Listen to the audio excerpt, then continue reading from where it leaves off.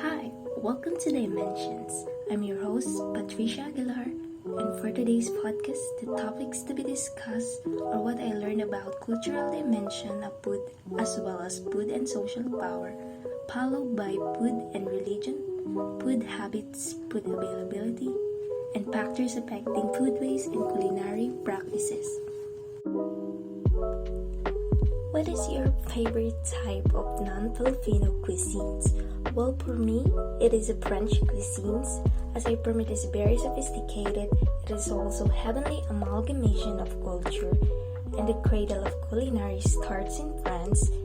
That is why French people look beyond the ingredients and techniques that go into creating a rich blend of flavors. The another questions that I love from the lesson is why bread is called stock of life. Well, it says there that people can live even if they only have bread for 30 to 40 years. If in your lifetime you will only consume bread, you will live and we come up with this type of product through queer stone, which is invented by the Egyptian, grinding different types of food, especially corn, in order for it to be cooked easily. And what happens to grain? Well, that mechanism has space in the middle, and because of the action of rotation, the grain plays in the middle of the queering stone until the grain becomes pulverized. The grain pulverized by rubbing it between two stones, and what happens to grain is comes out of the side. And if we take a look of it, it has a basin where pulverized grain goes, and what Egyptian did is scoop it. And how bread is invented? Because they just consume this by cooking in the water, and that's it. Egyptians are known to be the best brewers. They ferment as well because there is a scenario in the lesson that the wine was filled in pulverized grain.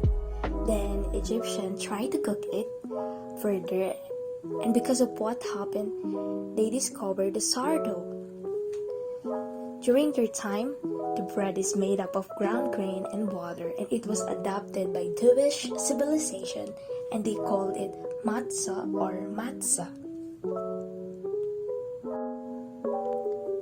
This is a type of bread they eat during Passover, and that is why bread has more significance.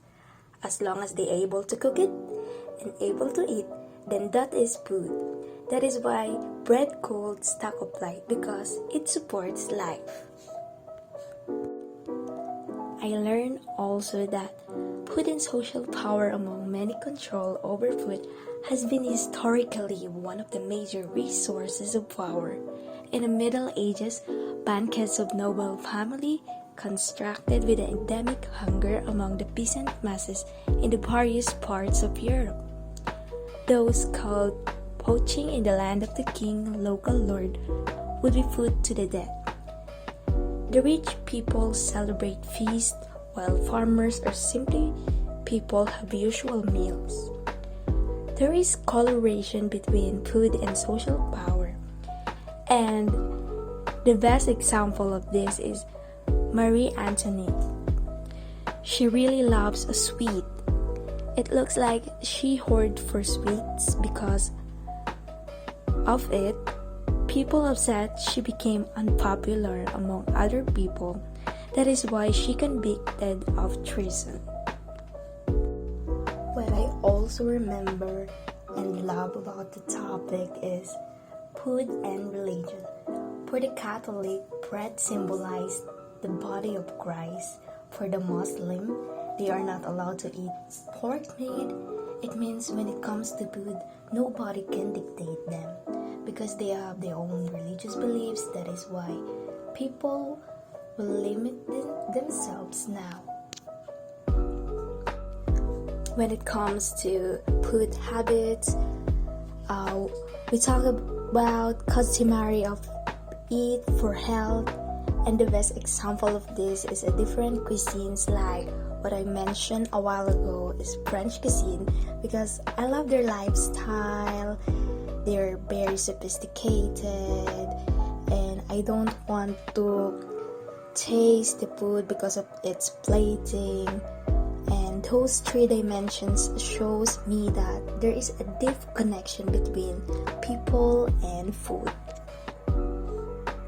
For the foodways and culinary practices, what I remember is that food culture is multi-faceted, influenced by several factors.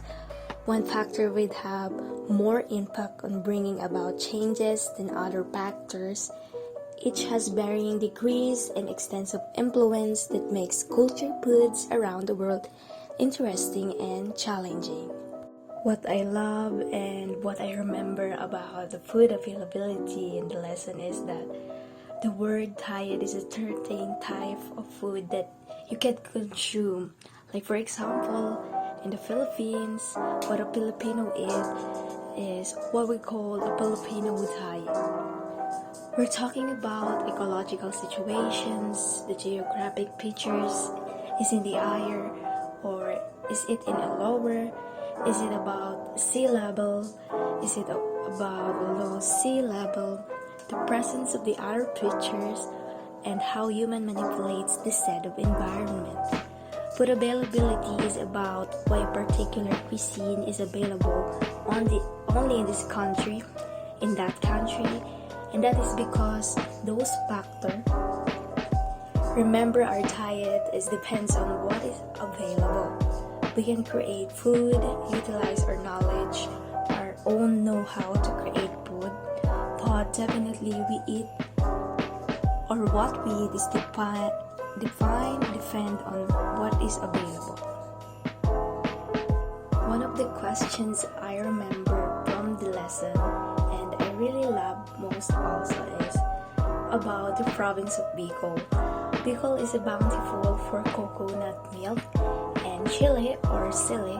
So what Bicolanos did was utilize what they have in their place to create different dishes.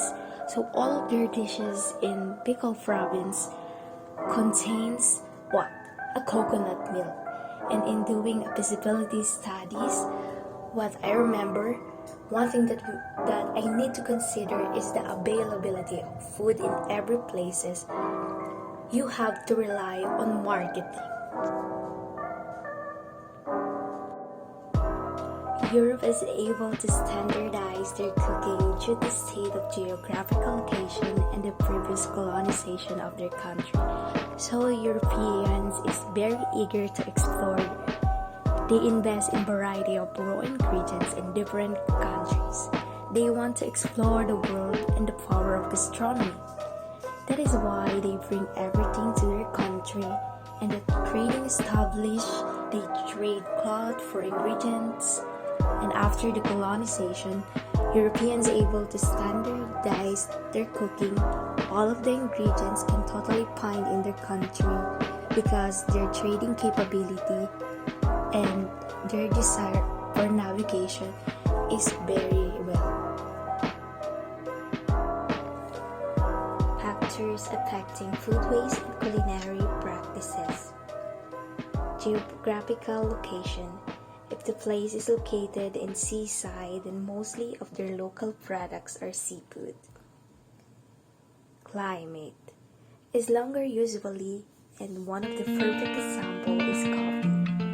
Certain variant of these products depends on the altitude of the place. The factors for coffee to grow is the climate.